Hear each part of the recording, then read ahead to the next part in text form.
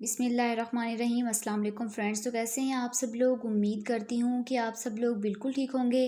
Drama serial راز الفت کی نیکسٹ ایپیسوڈ میں کیا ہوگا وہ میں آج آپ لوگوں کے ساتھ شیئر کرنے جا رہی ہوں۔ ڈرامہ سیریل راز الفت میں صاحبہ مشک کو نومی کے گھر تو چھوڑ کر آ گئی اور اپنے گھر آ کر سکون سے بیٹھتی ہے اور سوچ سوچ کر بہت ہی خوش ہوتی ہے کہ مشک کے ساتھ آج کیا ہوگا۔ آج کی رات میرے ہاتھوں تمہاری عزت کا جنازہ نکلے گا مشک۔ آگے آپ لوگ دیکھیں گے کہ کافی دیر گزرنے کے بعد جب مشک کو ہوش آتا ہے تو نومی اس وقت آتا ہے مگر دروازہ بند ہوتا ہے۔ وہ دروازہ کھٹکھٹاتا ہے کہ مشک دروازہ کھولو، تو مشک گھبرا کر جلدی سے اٹھ کھڑی ہوتی ہے اور اپنا دوپٹہ ڈھونڈنے لگ جاتی ہے اور دوپٹہ جلدی سے اوڑھ کر دروازے کی جانب ابھی آتی ہی ہے تو نومی پھر سے کہنے لگتا ہے کہ مشک دروازہ کھولو، جس پر مشک آخر دروازہ نہیں کھولتی اور بہت ہی ڈر کر کھڑی رہتی ہے۔ تو نومی اور غصے میں آ جاتا ہے اور کہتا ہے کہ مشک دروازہ کھولو، نہیں تو میں تمہیں چھوڑوں گا نہیں۔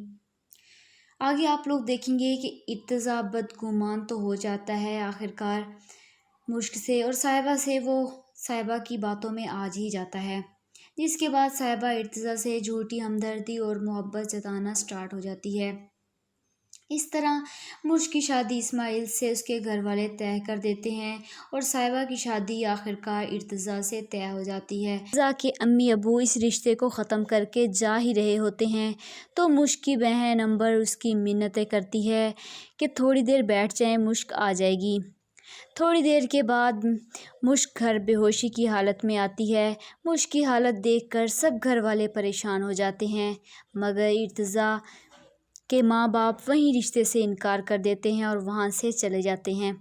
دوسری طرف آپ لوگ دیکھیں گے کہ گھر آ کر ارتضیٰ سے وہ کہتے ہیں کہ اگر تم ابھی بھی سوچ رہے ہو کہ اس سے شادی کرو گے تو ہم تمہاری شادی پہ شریک نہیں ہوں گے۔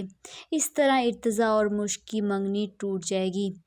دوسری طرف آپ لوگ دیکھیں گے کہ اس کے بعد مشک ارتضیٰ کو ساری حقیقت بتانے کے لیے فون کرتی ہے مگر ارتضیٰ مشک کی کوئی بات نہیں سنتا اور نہ ہی اس کی کسی بات پر یقین کرتا ہے۔ تو آخر مشک اس سے پوچھتی ہے کہ مجھے صرف یہ بتا دو کہ تم مجھ سے نکاح کرو گے یا نہیں، جس پر ارتضیٰ اسے انکار کر دیتا ہے، جس کے بعد مشک کی شادی اس کا باپ اسماعیل سے طے کر دے گا۔ آخر شادی سے انکار کر دیتا ہے۔ مشک دلہن بن کر بیٹھی ارتضیٰ کا ویٹ کر رہی ہوتی ہے کہ شاید ارتضیٰ آ جائے، لیکن وہ نہیں آتا۔ وہ ارتضیٰ کو وائس میسیج سینڈ کرتی ہے اور ساتھ ہی اپنی تصویریں اور ویڈیو بنا کر بھیجتی ہے، جس میں وہ کہتی ہے کہ ارتضیٰ تمہارے لیے میں دلہن بن کر بیٹھی ہوئی ہوں اور تم آئے ہی نہیں۔ ہماری محبت اتنی کمزور تو نہیں تھی۔ ارتضیٰ گھر جا کر اپنے گھر والوں کو کہتا ہے کہ وہ لوگ ہمارا انتظار کر رہے ہیں، ہمیں چلنا چاہیے، جس پر اس کی ماں اسے کہتی ہے کہ اگر تم نے مشک کے ساتھ شادی کرنی ہے تو ہم تمہارے شادی میں شرکت نہیں کریں گے، باقی آگے تمہاری مرضی، تم نے شادی کرنی ہے یا نہیں یہ سب تم پہ ڈیپینڈ کرتا ہے۔ دوسری طرف آپ لوگ دیکھیں گے کہ بارات کا ٹائم تو گزر جاتا ہے۔ مشک کا ابو بہت پریشان ہوتا ہے اور وہ آخر اسماعیل کو کال کر دیتا ہے اور کہتا ہے کہ جلدی سے گھر آؤ۔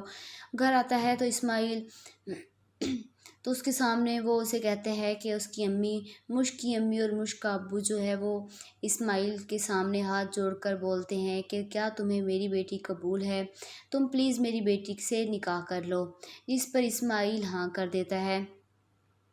آگے آپ لوگ دیکھیں گے کہ مشک کی ماں مشک کے پاس جاتی ہے اور اسے بولتی ہے کہ ارتضیٰ نہیں آئے گا، جس پر مشک کہتی ہے کہ کیوں نہیں آئے گا، ارتضیٰ ضرور آئے گا، وہ مجھ سے پیار کرتا تھا، جس پر اس کی ماں کہتی ہے کہ اگر ارتضیٰ نہیں آیا تو تمہارا نکاح اسماعیل سے طے کر دیا جائے گا، اگر تم نے اس نکاح سے انکار کیا تو تم اپنی ماں کا مرا ہوا منہ دیکھو گی، جس پر مشک چپ ہو جاتی ہے اور کہتی ہے کہ میں یہ نکاح نہیں کروں گی۔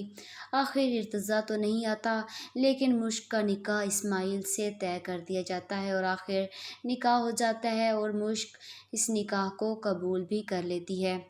دوسری طرف آپ لوگ دیکھیں گے کہ آخر مشک کی رخصتی ہو جاتی ہے۔ اسماعیل اسے کہتا ہے کہ ارتضیٰ کو جلدی بھولنے کی کوشش کرو۔ وہ اسماعیل کے پاس بیٹھی ہوتی ہے اور غصے میں آ کر گلدستہ اٹھا کر نیچے پھینکتی ہے مشک غصے سے کہتی ہے کہ میں اپنا جسم، اپنی روح اور اپنا دل ارتضیٰ کے نام کر چکی ہوں، تم میرے قریب بھی مت آنا، تم میرے کچھ نہیں لگتے۔ تو کیا لگتا ہے آپ لوگوں کو، کیا مشک اسماعیل کو کبھی قبول کر پائے گی یا نہیں؟ کمنٹ باکس میں ضرور بتائیے گا۔ تب تک کے لیے مجھے اجازت دیجیے گا، خدا حافظ۔